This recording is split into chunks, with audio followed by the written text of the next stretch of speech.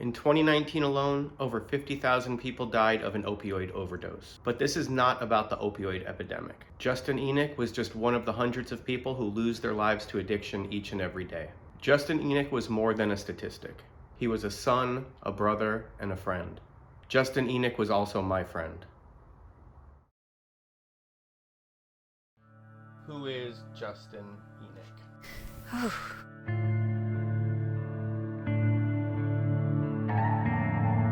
Justin was my beautiful son. He was a wonderful, wonderful young man. He just was the love of my life, my best friend.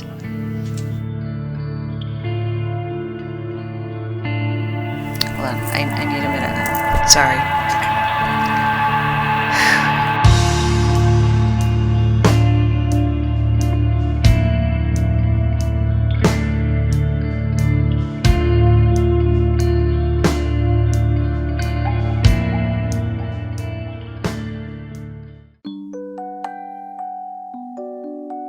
Justin had these amazing talents with music. We would go to my parents' house and my mother played the piano and Justin would just start, playing around with it. And we were amazed that he had kind of taught himself how to play the piano. And from there, he wanted a drum set. He was probably 10 years old. His friend had a little guitar and they started playing, and he and his friends put a group together and it was a talent show. Justin wanted me to make the costumes and gave me about a 1 day's notice to do so, and they dressed up as Kiss.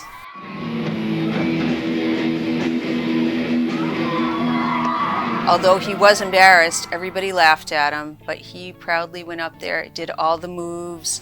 I was so proud of him because that's where he shined. As he got older, people really started to notice. People wanted to play music with him. People wanted him to be in their band. Justin had a million friends. To this day, I still am so connected with so many of his friends because they were a big part of, my life too.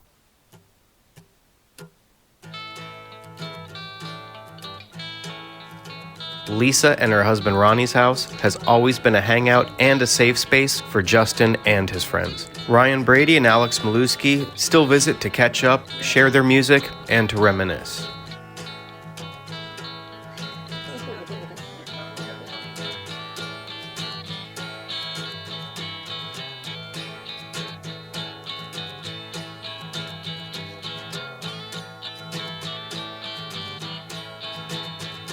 He was the kid in school who, he would do something to make everybody laugh. And of course, he would get in trouble for it. We were in 6th grade. Justin had these 2 magnetic nose rings. Then all of a sudden they slid up and the outsides both fell off and he went, ugh. What grade was that? We were 11 or 12 or something. He was all gothy back then. We always wished we could have Justin as our 3rd member of our band. He loved music and he made me love it more. Music was his passion. That was one place he could stand apart from other people. It made him feel wonderful, where he didn't for so many other things. He was just lacking in. Justin has always been a bit insecure. I think he feared his feelings. He would ski down the biggest mountain. He would be on a skateboard and go down a flight of stairs. That's not the type of fear that he had. It was the internal things that he feared. He just feared his emotions. He just wasn't comfortable with himself and dealt with it, unfortunately, in some ways that he shouldn't have. Lisa found journals that Justin kept and discovered that he started using cocaine and opiates at the age of 14. Over the next few years, his drug use progressed substantially. Olivia DeFonte is a longtime friend of Justin's that witnessed the progression. When Justin first started doing those sort of drugs, people were casually doing it, and I saw it, and I was like, you guys are fucking idiots. But then it really got more secretive, where it was nobody was doing it at the party anymore. I think that's kind of where I knew something was like really wrong. I can think of a million circumstances when I did the wrong thing. I didn't react the correct way to the signs that Justin was showing because I thought that I should believe what he's saying. And I have so much guilt over that because could I have made a difference? Absolutely. Parents love their kids, and it's a difficult concept to grasp that your child has a problem with drugs. He started using heroin here and there, and then it got so bad that he told me he had to Google the effects that he was having and telling me that he needed to go to detox. I didn't quite grasp how serious things had gotten, and I didn't want to believe it. I didn't want to believe it. I had to quite literally Google my experiences and symptoms, only for Google to tell me I was a raging junkie and going through withdrawal. In 2014, Justin attended his first treatment center near home. He completed the program, but then began abusing opiate withdrawal medication. This is where the drug use seemed to become a priority in his life. Enter age 20. I'm using every day. My family is aware of my problem, and I'm bleeding my mother dry of money. At this point in my addiction, I'm quite good at manipulating people, especially my mother.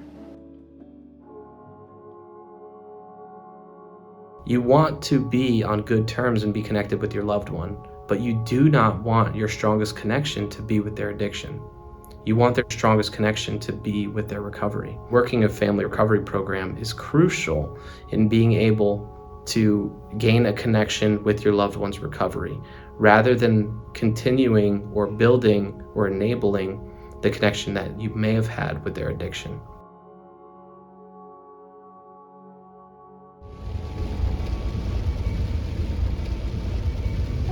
From there, we sent Justin to rehab out of state. I put him on an airplane to California and checked himself out 5 days after getting there. And that is when the nightmare began. I wish I had taken a stand. It just was a cycle of years of in and out of rehab. Justin went to roughly 10 treatment centers in the span of 2 years. More often than not, he would return home early and not complete the continuum of care. This also marks the time of where the manipulation started. It was definitely really hard for me to see Justin manipulate his mother because Lisa is probably one of the best people that I know and so loving and caring. It was hard. The common misconception is that going to treatment or rehab will be a cure, and this person will never want to use drugs again in their life. It's all about follow-through.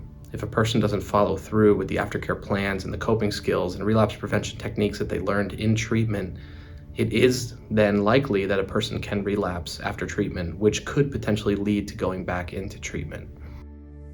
So we were doing research, trying to find a facility that he would want to stay at, that he would have a connection with, that he would like to be at and would like to stay at. And when I found Recovery Unplugged and that they use music, I thought to myself, this could be very good for Justin. And he was very receptive to going and do sober living. You know, the music, the therapy, just connecting with good people. It was just, it's something where Justin enjoyed it and was successful. I just found out my friend Ben has overdosed and passed away. I'm currently leaving treatment. I just want to go home. I want to see my mom. So there may be a day where you get a phone call from your loved one while they're in treatment with them saying that I need to leave this facility as soon as possible because this just happened, or a family member passed away, or I have to pay my bills, or I need to get back to work, or I need to get back to my house. Though these situations could be completely valid and seem urgent, the real urgency in the bigger picture is really about why this person came to treatment. Most people that come into treatment have a severe and life-threatening disease of addiction. Now, cutting their treatment short for any reason is putting their recovery at risk. Putting their recovery at risk is increasing the risk of death and relapse. It's different when you're with a group, when you have that structure, and which is so important. And that's when Justin thrived, when he was in a structured environment. He did come home. I just think he was very afraid. I think he was very afraid. Anytime he was not in the structured environment, he was scared. Still really want to go back to my temporary home at the treatment center. You know, if someone from outside of your family, like one of their friends or something, is saying like, hey, he needs help, they're probably not like just saying that. It takes like a lot of guts and courage for you to go and tell on your best friend. He was my best friend.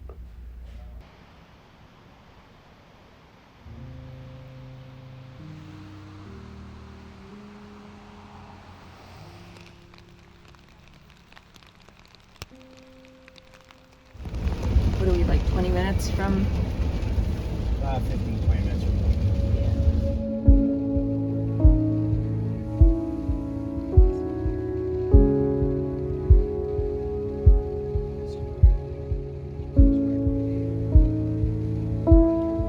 So I came and I had the key to the door. I knocked on the door and there was no answers.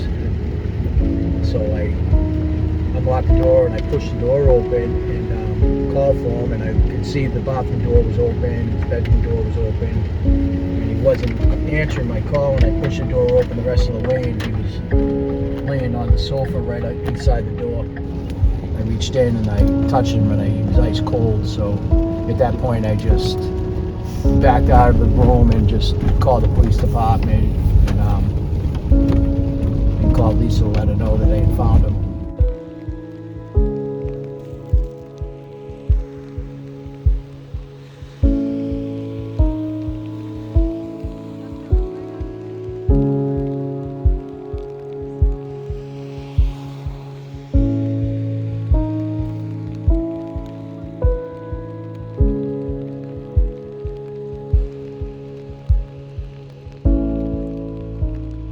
That was the first time I've been there since Justin passed away.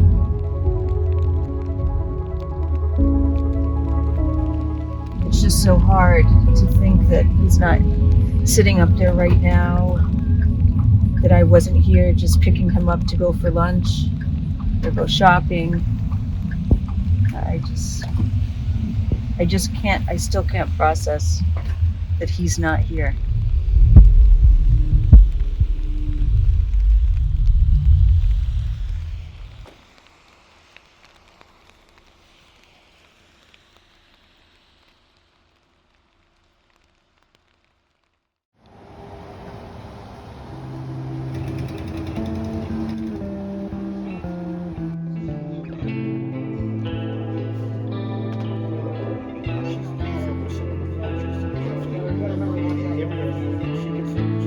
He and I had a huge, very big argument about just him not taking care of himself, and I saw signs that he was slipping and he was going backwards, and I talked to him about going back into recovery, and he said that there was no need. He didn't need to do that, that he was he stopped drinking and he was trying to do it on his own.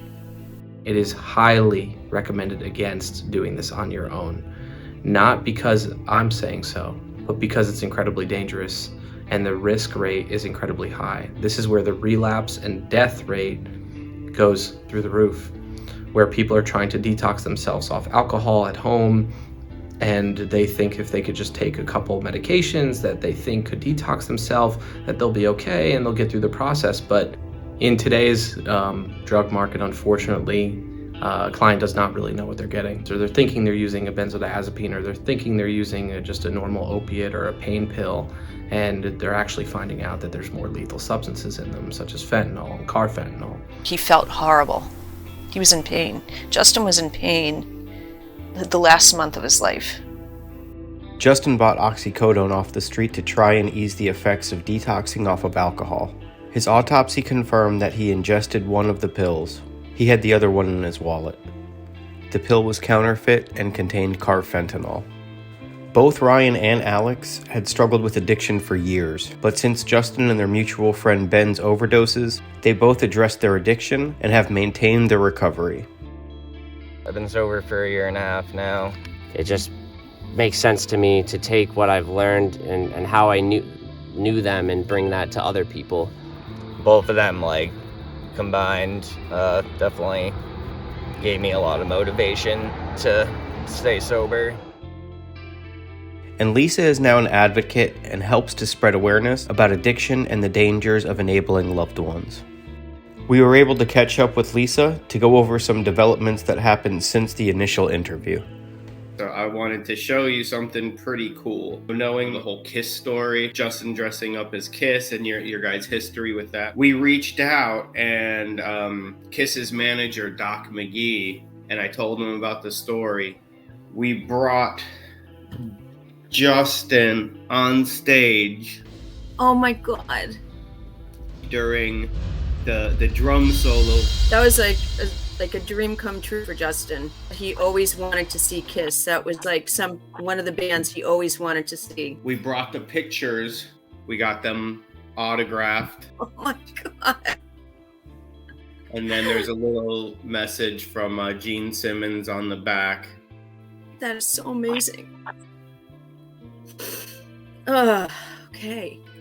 Recovery Unplugged is going to do a scholarship every month in Justin's name. It's just I don't even know what to say. That's amazing.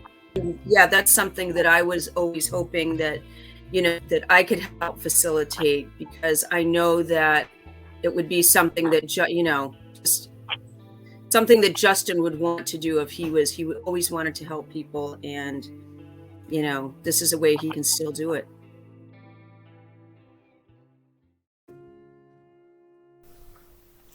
He was a big part of so many people's lives, not just family, but friends.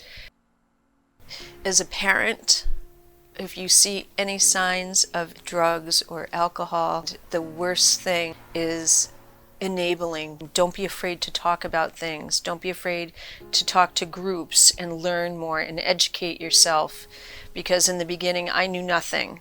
And when you reach out and you're not afraid to ask questions and not afraid to ask for help, or not afraid to talk about it, that is the absolute best thing.